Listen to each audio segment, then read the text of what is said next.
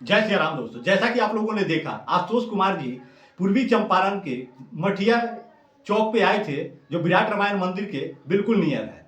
और सफल आयोजन के बाद हम लोग बात करते हैं डॉक्टर नीतीश कुमार से। इन्होंने ही पूरा आयोजन करवाया था, तो इनसे प्रतिक्रिया लेते हैं कि आयोजन कैसा रहा और इसमें कौन कौन लोगों को इन्वाइट किया गया था, कौन कौन लोग आए और लोगों का इसके प्रति कितना सम्मान था और लोग इस पे क्या कहना चाह रहे थे। आशुतोष कुमार जी ने क्या खास कहा। आशुतोष कुमार जी इस मुद्दे पे खास ही कह रहे थे। उन्होंने बताया कि जो हमारे कार्यकर्ता 47 सीटों पे लड़े थे, उन सभी को बेहतर प्लेटफॉर्म दिया जाएगा। उन लोग तैयारी अच्छा किए थे, कोशिश भी किए, लेकिन पार्टी उस स्टेबल पे नहीं हुई थी और ये सिर्फ कुछ जाति विशेष का पार्टी बन के रह गया था, जिसे हम लोगों को बड़ा मन चाहिए था। हमारे कार्यकर्ता मेहनत करते हैं और भाजपा में आने के बाद उन्हें बड़ा प्लेटफॉर्म मिलेगा। उन्होंने ये बात कहा था, खास हमें बहुत अच्छा लगा कि हम लोग अब उस घोड़े के समान हैं जिसमें जितना काबिलियत होगा, जितना तेज दौड़ सकता है, उसका उतना हिस्सेदारी होगा और उतना मैदान उसके लिए है। बाकी हम लोग नीतीश कुमार जी से समझते हैं कि आयोजन कैसा रहा और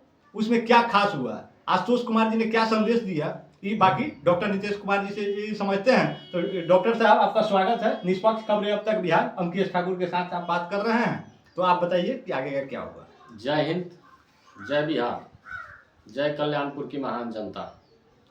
आपको भी बहुत बहुत धन्यवाद। जो आयोजन कल किया गया था वो माननीय आशुतोष कुमार जी के स्वागत समारोह का प्रोग्राम था। मैं आपको यह बता देना चाहता हूँ कि आशुतोष जी जब 2020 में पार्टी बनाए, उस समय उस पार्टी के हम लोग हिस्सा बने और मुझे एक दायित्व तो उसमें दिया गया, प्रदेश सचिव चिकित्सक प्रकोष्ठ का, जिसको मैं अपने बखूबी निभाया। अब पार्टी को इसमें जो भी लगा हो, लेकिन मैं अपने स्तर से इसको और यहाँ पे पार्टी के विस्तार में भी अपना योगदान दिया। अब इधर आकर के पार्टी के राष्ट्रीय जो स्तर के नेता हैं आशुतोष कुमार जी, वो भाजपा में शामिल हुए। इसकी सूचना मुझे मिली तो पहले तो इस बात की सूचना मिली तो मैं इस पे विचार किया। फिर मुझे लगा कि आशुतोष जी का निर्णय बिल्कुल सही है, क्योंकि मैं जहां हूं और जहां पे वे हैं, दो तीन विधानसभा उस समय लड़ा गया, 47 विधानसभा के करीब 2020 में लड़ा गया और एक लोकसभा भी हम लोग लड़े। और मेरे जो लोग हैं वे सभी लोग भाजपा को वोट दे रहे हैं। तो हम लोग को भी लगा कि नहीं, हम लोग इसमें आए हैं तो इसमें ये मनसा नहीं है कि इस पद पे आ करके और आना है तो इससे आर्थिक उपार्जन करना कोई उद्देश्य नहीं है। अगर आर्थिक उपार्जन करना उद्देश्य है तो हम लोग का जो पेशा है, उस पेशे में हॉस्पिटलिटी है या व्यवसाय है, उन सभी में आदमी आर्थिक उपार्जन के लिए जाता है। जो राजनीति करने वाले लोग हैं, उन लोगों से मैं खास ये बता देना चाहता हूँ कि इसको धंधा मत बनाए। और मैं भी यहाँ आया हूँ इस प्लेटफॉर्म पे, तो मेरा भी ये उद्देश्य है कि इसको, राजनीति आप बोल रहे हैं, जन कल्याण के लिए ही इसको रहने दिया जाए। फिलहाल तो मुझे ये भी लगता है कि अगर जो लोग यहाँ हैं, ठीक है, बहुत सारे लोग हैं जिनको इसमें घूमने फिरने के लिए गाड़ी, पैसा सब कुछ सरकार अलॉट करती है, वो होना चाहिए, क्योंकि सभी लोग आर्थिक तौर पे मजबूत नहीं हैं कि अपने से सब कुछ कर सके। तो दिया जाता है वो सब चीज काम करने के लिए, तो वहां तक तो उचित है। लेकिन अब इस पद पे आने के बाद बहुत सारे फंड होते हैं, जो विधायक fund, MP fund, Rajya Sabha fund, ये लोग जो करते हैं, उसमें एक बहुत बड़ा सिस्टम फेल हो रहा है कि जो काम लाख, 2 लाख, 5 लाख, 10 लाख का होता है, 20 लाख करोड़ का होता है, उसमें कहीं ना कहीं से एक झोल हो जाता है कि काम सही नहीं हो पाता है। तो आपके कलम से वो काम पास हुआ और अगर वो काम सही नहीं हो रहा है, उस काम में त्रुटि हो रही है और आप वहां के जनप्रतिनिधि हैं, तो उस काम को देखना भी आप ही की जवाबदेही है, क्योंकि जनता ने आपको चुन के भेजा है। अगर जनता उस ठेकेदार से जाके कहती है कि ये काम गलत हो रहा है, तो उस जनता में इतनी ताकत नहीं है कि उस ठेकेदार का सामना कर सके। आप जनप्रतिनिधि है, आपने उस काम को पास किया है, तो आपका दायित्व तो बनता है कि वो काम सही से हो रहा है कि नहीं। और इसमें गलती हमें लगता है कि ठेकेदार से ज्यादा वहां के क्षेत्रीय नेताओं का गलती होता है। अगर नेता सही हो तो कोई भी ठेकेदार गलती कर ही नहीं सकता आपके क्षेत्र में, क्योंकि आपके पास ही सारा पावर है और उसका पूरा डिपार्टमेंट है। लेकिन जब यहाँ का क्षेत्रीय नेता अगर बिक जाएगा तो नीचे से लेकर ऊपर तक पूरा सिस्टम ही बिका हुआ हमें लगता है। आपको क्या लगता है? तो कुछ जो इसमें खामियां हैं, उस खामियों को दूर करने के लिए और जनता की आवाज़ को, हम लोग भी आम आदमी ही है, जनता ही है, देख रहे हैं कि हमारे समाज में क्या परेशानी है। किसी गांव में जल निकासी की समस्या है, किसी गांव में सिंचाई की समस्या है, वहाँ उस तरह का व्यवस्था किया जाए। ऐसे ये सरकार, नीतीश कुमार जी की जो सरकार है, वो सिंचाई के लिए बिजली दे रही है, गन्ना के सिंचाई के लिए गन्ना विकास विभाग इनका बना हुआ है। देख रहे हैं हम लोग के यहाँ अनुदान पे बहुत सारे यंत्र मिल रहे हैं, कृषि यंत्र, ये सब चीज़ मिल रहा है। तो विकास तो इसमें हो रहा है, परंतु ये एक चीज़ है कि जो उसका वास्तविक सिस्टम होना चाहिए वो नहीं हो पा रहा है। तो हम लोग को लगा कि इसमें आना चाहिए। कुछ अच्छे लोग जो हैं, जिनको इस चीज़ की जानकारी है, वैसे लोग, एक ये नहीं मैं बोल रहा हूँ कि मैं ही हूँ, मेरे तरह बहुत लोग हैं, लेकिन एक सेवा के भावना से आना चाहिए। अब है कि कल का जो प्रोग्राम हुआ वो आशुतोष जी का स्वागत समारोह था। स्वागत समारोह में हम लोग आए और आशुतोष जी का बहुत बहुत आभार और कल्याणपुर की जनता का बहुत बहुत आभार कि जिन्होंने बढ़ चढ़ के हिस्सा लिया। और एक मन से जो होता है, एक प्रोग्राम होता है कि जहाँ पे धन दे करके लोगों को बुलाया जाता है और लोग जाते हैं और उतना ही देर रहते हैं जितना देर आपके धन का उनके ऊपर प्रभाव रहता है, बाकी वो चले जाते हैं। 1 बजे का समय दिया गया था। अध्यक्ष जी का प्रोग्राम, प्रदेश अध्यक्ष जी का प्रोग्राम होने के कारण हमारे नेताजी उनके साथ चले गए हरसिद्धि। वहाँ से आने में विलम्ब हुआ। 1 बजे का जो समय था वो 3 बजे यहाँ पहुँचे। फिर भी यहाँ जो लोग उनको सुनने के लिए आए थे, वे सभी लोग उनको मतलब सुनने के लिए यहाँ रुके रह गए। तो ये बहुत अच्छी बात है कि कहीं ना कहीं इस समाज में मैं अगर बुलाया था उन लोगों को, तो वे लोग समझ रहे हैं कि हाँ, अगला जिनको बुलाया है वे अच्छे लोग होंगे, तभी ये आदमी बुला रहा है। और अच्छे, हाँ, हुआ ये भी कि आशुतोष जी जब आए तो वे जब शुरू किए अपने बातों को रखना, तो एक आदमी जहाँ बैठा था वहाँ से हिल नहीं। आधा घंटा 45 मिनट का अगर समय वहाँ लगा, तो उतना देर एक आदमी जहाँ पे बैठा था वहाँ बैठा का बैठा रह गया। मतलब ऐसा लग रहा था कि लोग अपने भगवान को सुन रहे हैं, बिल्कुल उस तरह से उनको एक भाव दिया गया। समय के अभाव में कार्यक्रम को स्थगित करना पड़ा। अगर समय रहता तो बहुत सारी बातें थी। और यहाँ पे एक और चीज था कि सर्व समाज के लोग मौजूद थे। मुझे भी बहुत खुशी हुई कि सर्व समाज की बात हुई और सभी लोग मौजूद हैं। और भाजपा ही एक ऐसा दल है जहाँ पे सबकी बात होती है। और आगे भी इस तरह का हम लोग का विचार है कि सब का बात किया जाएगा और उसके साथ सब में हम भी आते हैं। तो हम जान रहे हैं कि जहाँ सब का विकास होगा, सब का काम होगा, वहाँ मेरा भी होगा। जैसा कि आपके कल मंच पे हम देख रहे थे कि दलित से स्वर्ण स्वागत कर रहे थे और हिंदू मुस्लिम का स्वागत कर रहे थे। ऐसा लग ही नहीं रहा था कि भाजपा मतलब एक जाति से अलग उठ के बात कर रही है, सब जाति की बात कर रही है। सभी लोग ऐसे थे घुले मिले, मतलब यहाँ हर जाति के लोग थे, यादव भी थे, मुस्लिम भी थे, दलित भी थे, स्वर्ण भी थे, ब्राह्मण भी थे। हमें तो एक चीज खास दिखा कि आपने एक स्वागत कराया था, ब्राह्मण है, पंडित जी थे, कंठी माला वाले थे, वो किसी मुस्लिम का स्वागत कर रहे थे। तो ये कैसे मतलब भाजपा में इतना घुलना मिलना, मतलब पूरा एक परिवार की तरह लग रहा था। वहां लग ही नहीं रहा था कि कौन स्वर्ण है, कौन दलित है, कौन हिंदू है, कौन मुसलमान है। और बार बार आरोप लगाया जाता है कि भाजपा हिंदू मुसलमान करती है। देखिए, यहाँ पे जब सब कोई आया तो मनुष्य ही आया, न कि कोई जाति आया। और जाति और धर्म अपने जगह पे है। आप जाति में जन्म लिए हैं, जाति बना है, जाति प्रमाण पत्र मिलता है, आप जाति में जन्म लिए हैं, वो एक अलग बात है। आप किसी धर्म में, किसी समुदाय में जन्म लिए हैं, वो एक अलग बात है। लेकिन आप समाज में हैं, आपके अंदर सामाजिकता होनी चाहिए, ये अलग बात है। एपीजे अब्दुल कलाम साहब मुस्लिम थे, लेकिन हम लोग को उन पे गर्व है। तो हम लोग के साथ भाई जावेद खान जी जो हैं, उन पे भी हमारे समाज को गर्व है। और भारतीय जनता पार्टी में आशुतोष जी के आने के बाद जावेद खान जी और पहले से भी इस टीम में मजबूती से रहे हैं। तो जावेद खान जी का योगदान इतना है कि उनको हमारे समाज से बैठे हुए वहाँ एक ब्राह्मण को स्वागत करने में कोई परहेज और कोई गुरेज नहीं है। और इसी तरह का हम लोग अगर मान लीजिए कि हमको भाई जावेद खान जैसे लोग व्यवहार करने वाले मिलेंगे तो हमको उनको स्वागत करने में क्या दिक्कत है, क्योंकि हमको जरूरत पड़ रहा है तो जावेद खान मेरे साथ कंधा से कंधा मिला करके और देश और बिहार और जिस जगह पे हम हैं उसको मजबूत करने के लिए हमेशा तत्पर रहते हैं। तो कोई परहेज नहीं है, हम उनका स्वागत करेंगे। बाकी आयोजन तो बहुत ही बढ़िया रहा और भव्य था, दिव्य था। आशुतोष जी का जो भी बात हुआ हम खुद वहां सुने थे, उसका अलग एक वीडियो हम डाले हुए हैं। बड़ा ही सामाजिक और न्यायिक बात कर रहे थे, वो जाति का बात नहीं कर रहे थे। वो बता रहे थे कि यहाँ पे स्वर्णों के साथ या दलितों के साथ, हिंदू के साथ, मुसलमान के साथ कोई भी भेदभाव करने वाला नहीं है। इस सिर्फ कुछ राजनीति के ऐसे चोला पंडित लोग हैं जो लोग इसको साबित करने पे लगे हैं कि नहीं, जाति है, धर्म है और इसी के आधार पर उनको चुनाव लड़ना है।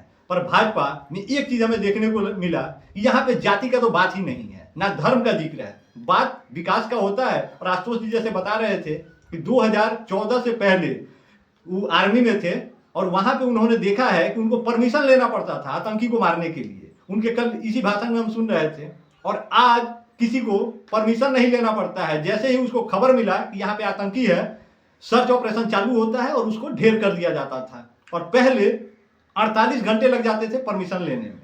सोचिए, तो ये सब चीज है जो भाजपा में तो कूट कूट के भरा हुआ है। और भाजपा के साथ जुड़ने वाले हमें लगता है कि 99.9% लोग हैं जो राष्ट्रवादी हैं। वो राष्ट्रवाद का बात करते हैं, अपना पर्सनल लाभ छोड़ के समाज का बात करते हैं। और वैसे पार्टी को ये कुछ हैं जो लोग सिर्फ जाति का ही राजनीति करते हैं, बदनाम करने पे तुले रहते हैं। ये तो हो गया आशुतोष जी के आगमन का और उनके कार्यक्रम का चर्चा।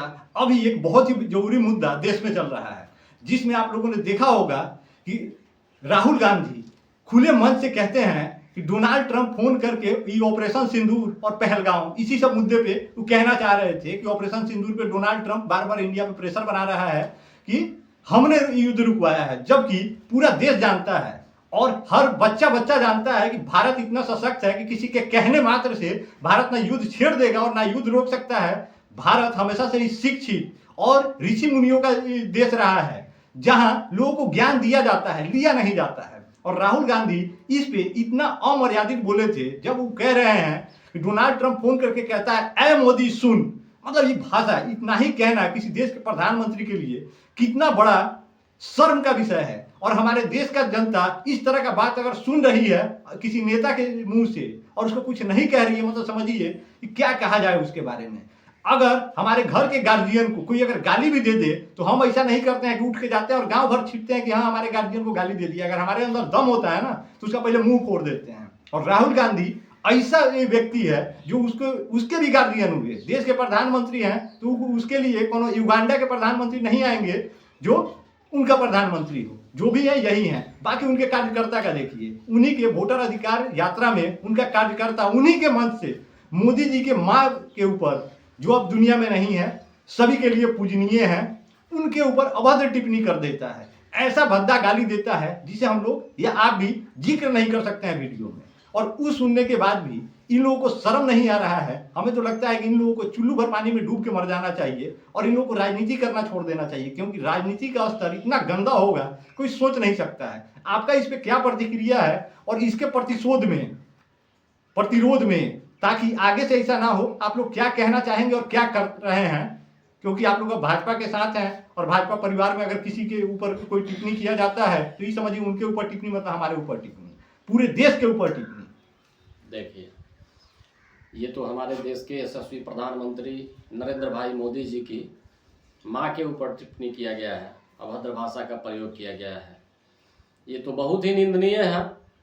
अगर यही बात इस देश के किसी भी आम नागरिक, आम जनता के लिए भी अगर किया जाता तो उतना ही निंदनीय होता। लेकिन उनके मन से जो ये किया गया, ये बहुत ही बड़ा अपराध है और इस अपराध का उनको जनता आने वाले समय में सजा देगी, उनको भुगतना होगा। और जनता का जो सजा होता है और उन लोगों की यही मानसिकता है जिसका परिणाम है कि उनके परिवार में प्रधानमंत्रियों का लाइन लगा हुआ था। आते आते इनके टाइम में वो स्थिति हो गया है कि आज सत्ता के लिए ये लोग तरस रहे हैं। हमें तो लग रहा है राहुल गांधी को मुखिया का ये चुनाव नहीं जीत पाएंगे और ये दर दर भटक रहे हैं। फिर भी ये जिस तरह का व्यवहार और बिहेव दिखा रहा है लोग, इसका परिणाम फिर आने वाले समय में उनको भुगतना होगा। और जितना ही ये लोग सत्ता के लिए छटपटा रहा है, सत्ता ये लोग से कोसों दूर भागे जा रही है। इन लोगों को जनता का सही मुद्दा और जनता को किस चीज़ की ज़रूरत है वो उठाना चाहिए, उसी पे सवाल करना चाहिए, न कि मोदी जी के माँ के ऊपर। मोदी जी ये कार्यकर्ता हैं भाजपा के। भाजपा में तो ऐसी स्थिति है कि आज मोदी जी हैं, कल जोगी जी आ सकते हैं, परसों कोई और आ सकता है, तो आप कितने को गाली दीजिएगा। इसलिए आप किसी व्यक्ति को, किसी देश के प्रधानमंत्री को, किसी देश के मुख्यमंत्री को या विधानसभा में बैठे हुए लोगों को इस तरह अभद्र भाषा का प्रयोग करके उस देश की जनता का अपमान कर रहे हैं। इस अपमान को जनता बर्दाश्त नहीं करेगी। वो आपको, हाँ, जनता के पास अब जो ताकत है वो वोट की ताकत है। जनता उसको उसी समय यूज करेगी और आप उस समय धरे के धरे रह जाइएगा। आपको बहुत बड़ा नुकसान हो गया। आपका जो यात्रा था वो यात्रा पे आपने पूर्ण विराम लगा लिया ये चीज करके। इसलिए ये बहुत ही दुखद है, निंदनीय है। ये भी बता देता हूँ कि भाजपा जो है वो, भाजपा के कोई नेता जो है वो भाजपा नहीं है, भाजपा की जनता जो है वही भाजपा है। इसलिए जो हुआ है वो बहुत ही गलत हुआ है, वैसा नहीं होना चाहिए। और मैं इस आयोजन में आए हुए तमाम जनता जनार्दन का आभार प्रकट करता हूं और हमारे नेता माननीय आशुतोष जी का भी बहुत बहुत आभार, जिन्होंने इतने काम, जो इनका इतना बिजी शेड्यूल था उसमें भी इतना समय निकाल करके और यहाँ के लोगों को अपना समय दे करके आभार प्रकट मैं उनका करता हूँ कि समय दिया उन्होंने इसके लिए। और मैं ये भी बता देना चाहता हूँ कि उनके जाने के बाद बहुत लोग मिले हैं, यहाँ आम जनता से बात हुई है, वे लोग बहुत ही खुश हैं कि आज तक इस तरह के नेता का भाषण हम लोग नहीं सुने हैं, जो खुल के अपना बात रखते हैं, जो सच है वो है। हाँ, एक दौर था कि कुछ नेताजी लोग यहाँ आए थे और ऐसा ऐसा भाषण दे करके गए थे कि समाज बिखर गया था। वो आज भी याद था। उसको पाटने के लिए मात्र अगर इस बिहार को नेता कोई मिला है तो वो श्रीमान आशुतोष जी हैं, जिनके ऊपर आरोप लगता है कि आप जातिवाद करते हैं। परंतु मैं तो यह कहता हूं कि आशुतोष जी ही एक ऐसा नेता है जो इस जातिवाद के खाई को समाप्त कर सकते हैं।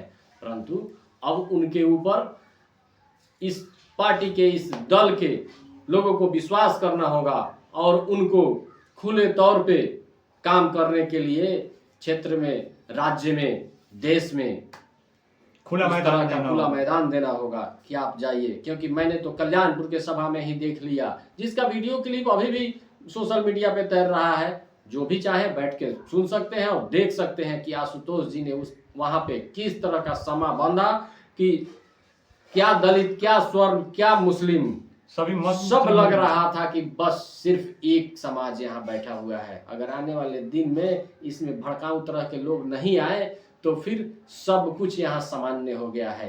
एक ही जोरदार भाषण में आशुतोष जी ने यहाँ की सारी स्थिति को सामान्य कर दिया है। अभी तो चुनाव के समय का सब कुछ बाकी ही है। और उन्होंने सिर्फ सामान्य नहीं किया है, वे कहीं भी जुड़ते हैं तो दिल से जुड़ते हैं। अगर वो जुड़े हैं और इस तरह का भाषण किए हैं तो इस तरह का परिवेश बनाने के लिए और इस तरह का रखने के लिए मजबूती से तत्पर रहेंगे। वो देश के सिपाही रह चुके हैं, जो चीज कहते हैं वो करते हैं। अगर यहाँ के दलित को, यहाँ के मुस्लिम को, यहाँ के स्वर्ण को ये विश्वास दिला के गए हैं कि आपके हक की लड़ाई लड़ी जाएगी, आपको अगर परेशानी होगा तो हमको भी परेशानी होगा, अगर आपके मेहनत से हमारे घर का चूल्हा जलता है, आप नहीं रहिएगा आज तो आज के 10 दिन 15 दिन महीना दिन जितने दिन का हमारे पास स्टॉक है, समाप्त होने के बाद मेरा भी चूल्हा बंद होगा और उसके बाद हम भी समाप्त हो जाएंगे। इसलिए आपको सही सलामत रखना और आपका दायित्व है कि हमको सही सलामत रखना,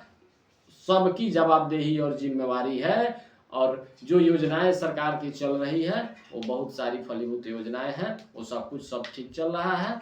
अब आशुतोष जी यहाँ आए, इसके लिए बहुत बहुत आभार, क्योंकि इस समाज को जोड़ करके गए हैं।